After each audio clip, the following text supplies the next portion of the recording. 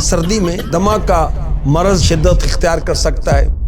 اگر کسی کو سانس لینے میں تکلیف ہے، معمولی نہ سمجھیں اور انتظار نہ کریں کہ ڈاکٹر کہے کہ آپ کو دمہ ہو گیا۔ دنیا بھر میں 23 کروڑ سے زائد افراد اس کے مریض ہیں۔ تقریباً 2.5 لاکھ انسان اس مرض سے اپنی جان سے ہاتھ دھو بیٹھتے ہیں۔ دمہ کے بارے میں آپ کو بتاتا ہوں، جس کو آسما انگلش میں کہتے ہیں۔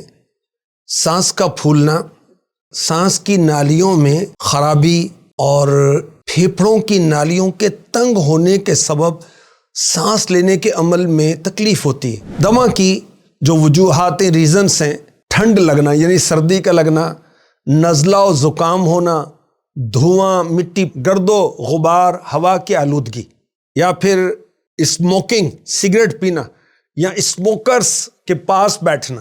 دمہ کے گھریلو علاج بھی میں آپ کو عرض کرتا ہوں۔ دمہ کا حملہ ہونے کی صورت میں ہلدی اور سوکھی ادرک کا تھوڑا سا چورن شہد کے ساتھ لے لیجئے۔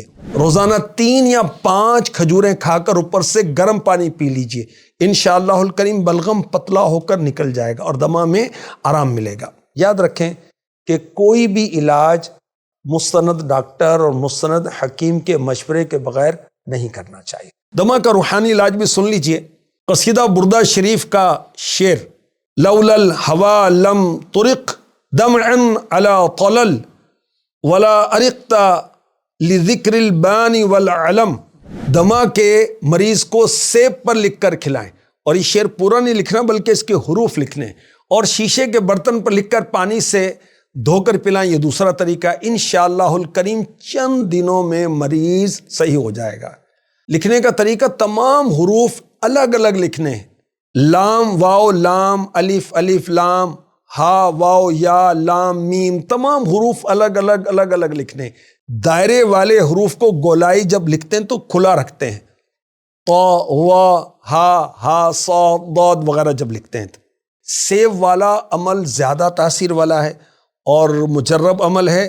قصیدہ بردہ شریف سے اس کا علاج کریں، انشاءاللہ خیر ہے۔